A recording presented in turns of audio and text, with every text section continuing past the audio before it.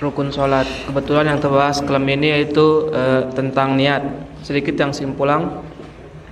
Syarat niat yang pertama, beragama Islam, mampu membedakan mana yang benar dan mana yang salah, atau mumayyiz. Yang ketiga, mengetahui akan hal niatnya. Menurut mazhab Imam Syafi'i ada 3 rukun niat. Yang pertama, al-qaslu, ada keinginan melakukan sholat. Yang kedua, at-ta'yim, menentukan setiap sholat yang dilakukan. Yang ketiga, wajib meniatkan fardu. Mungkin lekan jamaah sang arak dek naman pada paham atau belum dimengerti, bisa langsung ditanyakan pada sesi tanya jawab yang akan saya buka. Yang pertama dari jamaah kami membuka 3 pertanyaan, dan yang sesi kedua kami buka untuk media sosial. Silakan.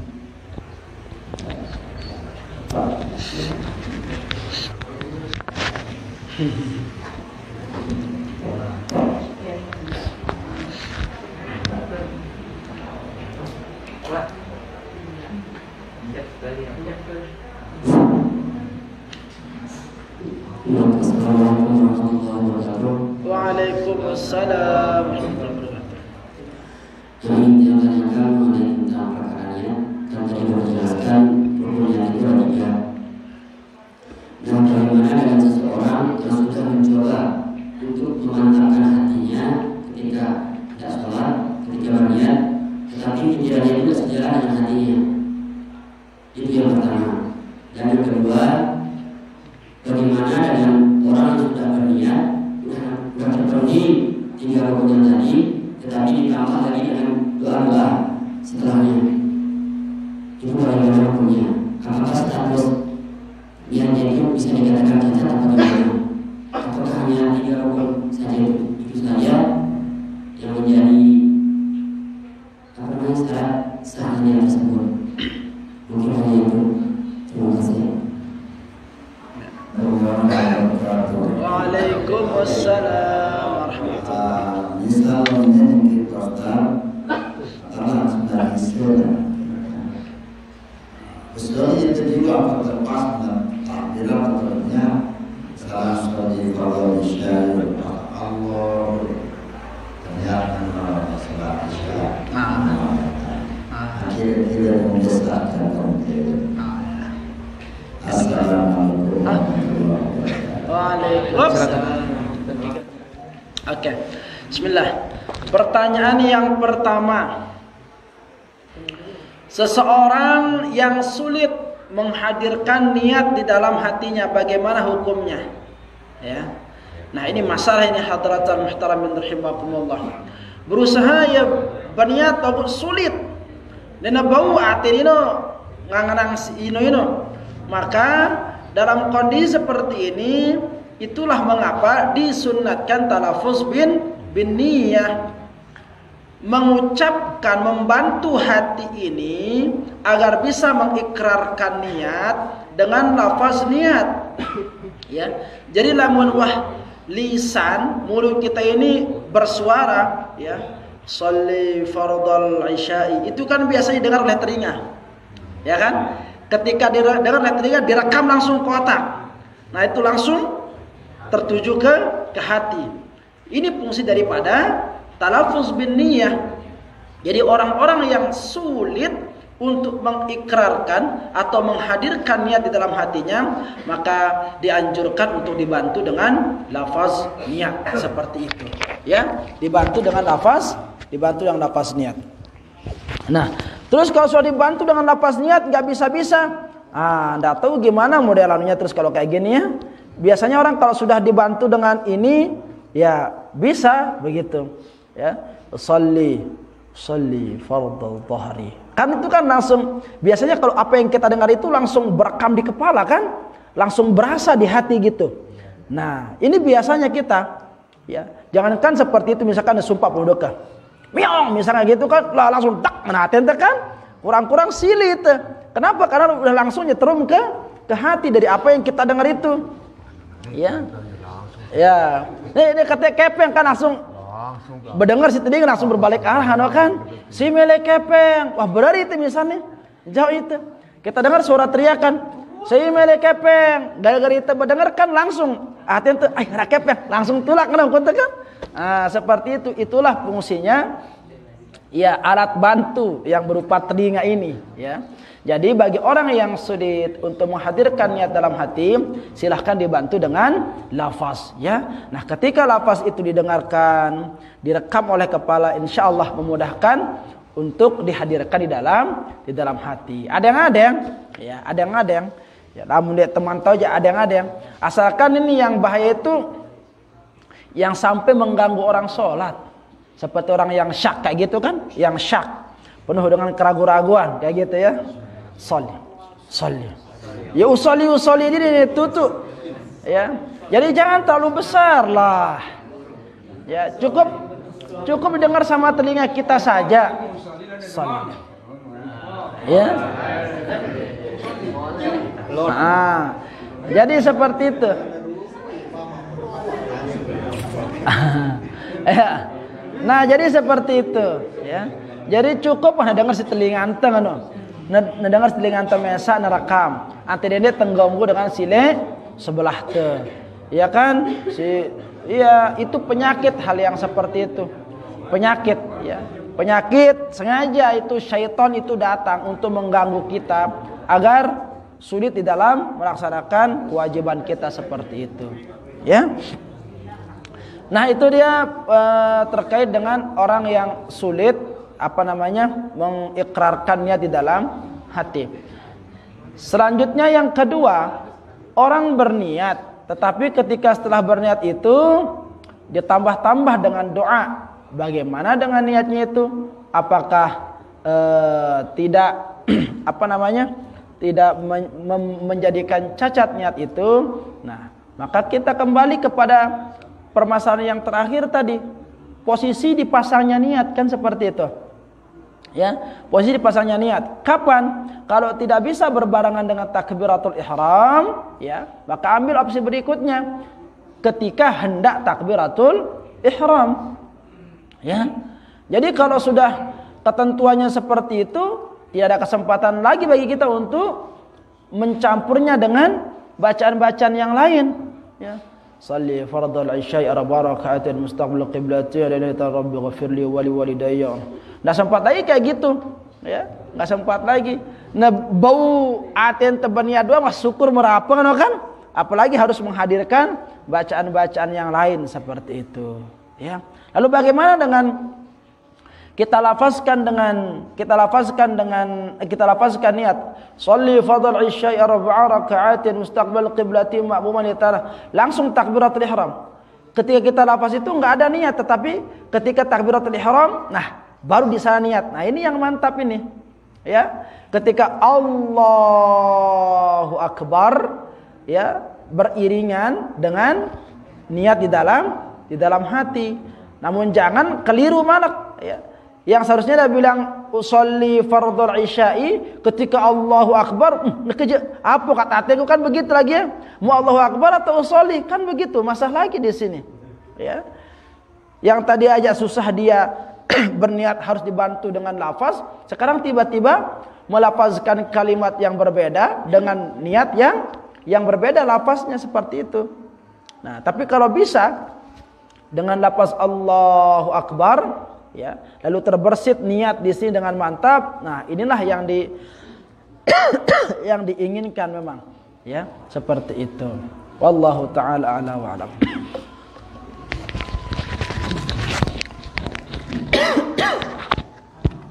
Untuk sesi kedua kami buka untuk sosial media. Ada? Karena tidak ada dari sosial media, maka kami buka untuk jamaah. Silakan. Dua-dua nggak? Bismillahirrahmanirrahim. Assalamualaikum warahmatullahi wabarakatuh. Waalaikumsalam warahmatullahi wabarakatuh. Izin bertanya Ustaz mengenai niat tadi, bahwa yang ingin saya tanyakan yaitu dengan seseorang, simultannya artinya dia memang sudah berniat untuk sholat, tapi di samping niatnya itu ada embel-embelnya, misal perkembangannya nanti kemudian ini, nah misal seperti itu. Kemudian yang kedua, ada orang yang berniat sholat zuhur, kemudian yang dikerjakan sholat zuhur. Kira-kira ada orang berniat, niatnya memang sholat zuhur, kemudian tapi setelah sholatnya dia mengerjakan sholat yang lain, kalau misalnya sholat zuhur seperti itu. Kira-kira bagaimana dengan niatnya dan sholatnya seperti itu? Terima kasih. Assalamualaikum warahmatullahi wabarakatuh. Waalaikumsalam warahmatullahi wabarakatuh. Siap. Assalamualaikum warahmatullahi wabarakatuh. Waalaikumsalam warahmatullahi wabarakatuh. Sholat bertemakan rukun sholat. Yang pertama niat. Yang pertama harus beragama Islam. Yang kedua tahu benar dan salah. Dan yang ketiga tahu apa yang akan diniatkan. Nah ini di poin kedua, yaitu tahu benar dan salah. Karena kita mendengar bahwa Allah itu sangat sayangnya kepada hambanya. Niat yang baik itu walaupun tidak jadi dikerjakan dihitung pahala. Sementara niat yang buruk belum dikerjakan tidak dihitung dosa. Ini sengaja diniatkan mengenai besok pagi, misalnya hari Kamis. Pokoknya besok pagi itu saya akan berniat. Saya berniat, saya puasa. Saya berniat, saya akan bersedekah. Dikumpulkan semua niat baik itu. Tapi dia tahu dia tidak akan kerjakan. Hanya saja dia ingin pahala niat itu. Apakah itu bisa dihitung? Niat yang baik yang disebutkan.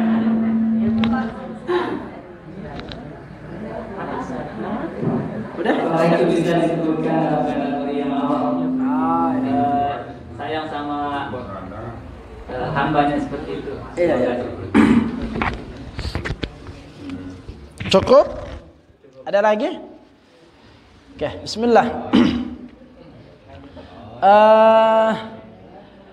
Berniat dengan ada tujuan yang lain, embel-embel. Boleh nggak seperti itu? Ya.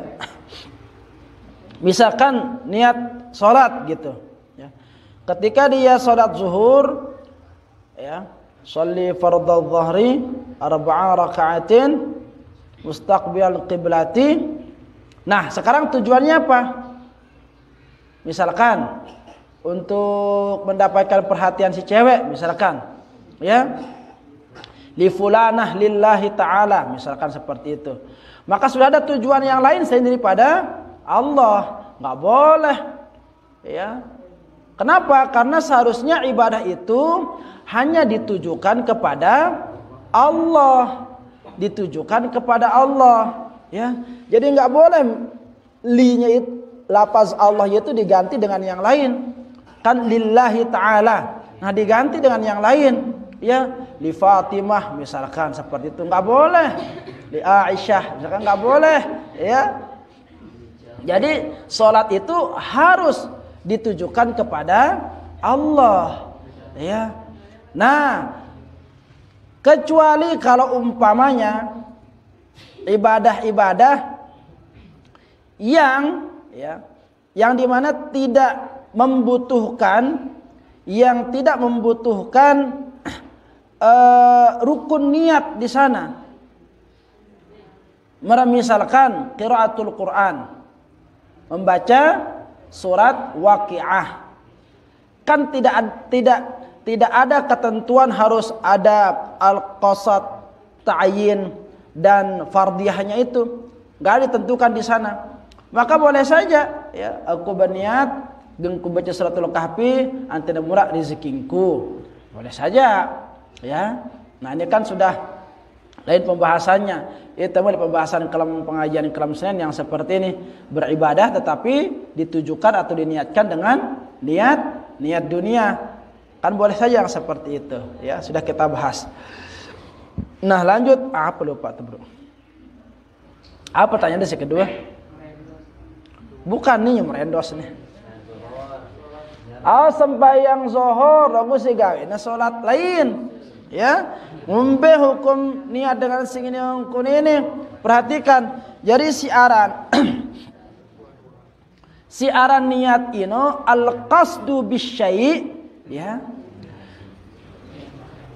Niat itu adalah ya tujuan akan sesuatu, ya. Niat akan sesuatu al-muqtarin bi fi'lihi, harus sesuai dengan yang dikerjakan. Ya, penaran niat. Kalau apa yang diinginkan itu tidak sesuai dengan apa yang dikerjakan, maka tidak niat namanya. Ya, tidak niat namanya. Misalkan ya, kita mengatakan kepada orang. Misalkan nih, kita mengatakan kepada orang ya. Ada teman kita misalkan ya rambutnya misalkan ya agak bergelombang kayak gitu kan, kribo, gitu kan orang kan, ya seperti itulah. Yo, apa kami buru? Ayo nula, soalnya niatku ngeni, soalnya niatku ngajum mente, kan ngajum bulu me lagu, iya ini sih kesebut. Kira-kira ngombe idap dengan sing nongko ini. Gedak kan silih kan? Kenapa? Karena beda antara yang diucapkan dengan yang beda antara yang diniatkan dengan yang dilakukan. Tidak berkesesuaian, ya. Niatnya ngajum, logo kelakuannya nyumpa, kan bertolak belakang. Keluar dari definisi niat. Sementara niat itu adalah ya, menginginkan sesuatu, meniatkan sesuatu, menghadirkan sesuatu dalam hati yang berkesesuaian dengan perbuatan. Maka ketika ada orang yang ingin minum tetapi ternyata dia ngambil nasi, nggak nyambung, ya haus nih. Dalam keadaan haus kan tiba-tiba pengen minum, kan keinginan kan. Lamun dengan haus, lamun dengan bedak, pasti melena nginem. Lagu ternyata si baitna apa ruti tawar apa dakakan nggak nyambung yang seperti ini, maka tidak dikatakan niat. Ya, kalau bahasa hukumnya itu ya bisa dikatakan munafik lah seperti itu.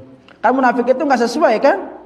Nggak sesuai antara apa yang diniatkan dengan apa yang diucapkan. Apa yang diucapkan dengan apa yang dilakukan. Kan itu dia. Nah, jadi dari nyambung. Maka tidak bisa. Ya, dia berniat sholat zuhur, tetapi yang dilakukan sholat asar. Sah enggak seperti itu niatnya? Ya tidak sah. Karena harus ada at-ta'yin.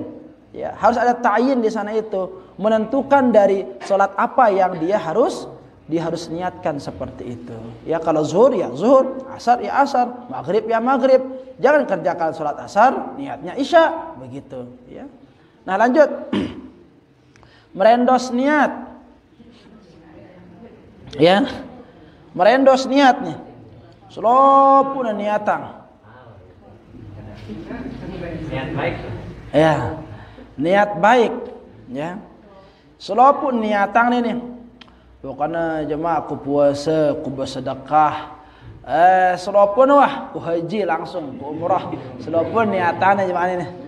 Ya, logo wah arah keinginan liatina. De nebus kung gawe de kurang gawe ya mesinana.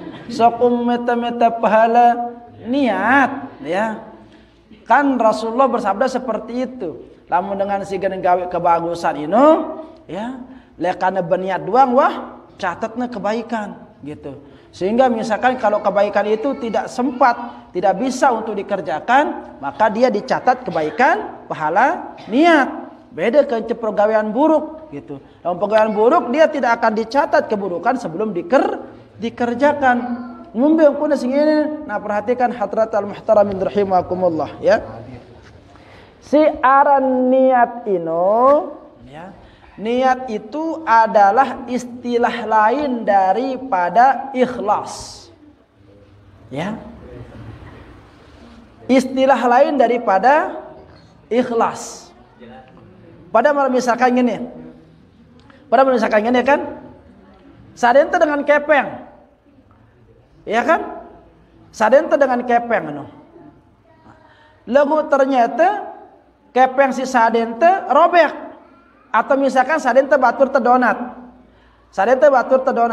donat si sadente beri, tepung sedonat, ya. Donat si sadente beri, kan biasanya namun kanak-kanak kebajang itu, kamu niat nggak sih ngasih saya? Kan begitu kan? Nah itu makna daripada niat itu. Kamu niat nggak sih? Artinya apa? Kamu ikhlas nggak gitu? Kamu benar-benar nggak mau ngasih saya?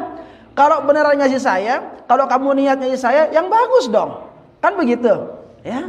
Nah itu makna lain daripada niat. Jadi niat itu adalah ikhlas. Jadi niat itu harus ada di awal setiap pekerjaan kita, agar ibadah kita yang kita akan persembahkan kepada Allah itu betul-betul karena Allah. Ya. Jadi sekarang kalau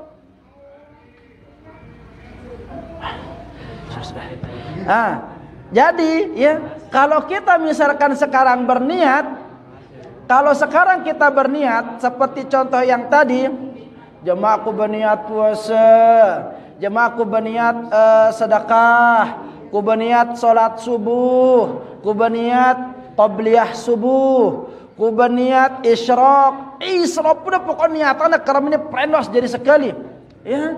Tetapi dia nulagan gawe ya. Nah ini orang dalam berjorak-jorak si niat, ya. Dengan bekejengil si niat. Kamu nggak niat banget loh, gitu kan? Artinya apa? Dia ikhlas. Dan ikhlas geneng gawe apa si jadi kemelian ini kan seperti itu dia jadinya, ya. Insyaallah kan ku keti bareh. Logo dia nagan ketu. Ya kan babatuna payung anak keti bareh ke bejango. Gente keti bareh. Logo padahal dia dulagan ketu. Ngumbai dapatin dengan ini, gadak kan, kecewa. Nah seperti itu juga ini. Ya ketika kita melibatkan Allah dalam setiap perkara ibadah kita, lalu ternyata dia turak nunayangnya kira-kira ngumbai. Kalau lamun pada makhluk, misalnya kalau kita bahasakan dalam bahasa makhluk, ngumbai perasaan Allah ke. Kecewa kan, gadak. Pajorang jam itu selesaikan ini. Kan seperti itu kan? Kalau bisa seperti itu. Jadi temu yande li on ino, li hadis yang nama itu pahala niat ino. Nah, jadi yang dia maksudkan di dalam hadis itu ialah ya, dengan si tetu berniat, berazam ingin melakukan sesuatu. Tetapi ketika hendak melakukan sesuatu itu ada uzur yang menjadikan dia tidak bisa melakukannya. Inilah lalu dia dicatat sebagai pahala kebaikan. Seperti itu. Jemaah kan ku bersedekah subuh ini. Wah siapa anak kepeng? Ya, siapa anak kepeng? Nah, tiba-tiba lalu yang nang masjid jirak salat subuh sigena bersedekah, petana kepeng dena ara. Yuh meno kepeng si mahalan ini. Hilang kepengna. Nah, dicatat sebagai suatu kebaikan. Beda dengan contoh yang tadi itu, ya. Entah niat doang, logo dinara persiapan doang dinara, apalagi kesungguhan untuk melakukan niatannya itu, maka tidak bisa dihargai seperti yang disampaikan Rasulullah sallallahu alaihi wasallam. Wallahu taala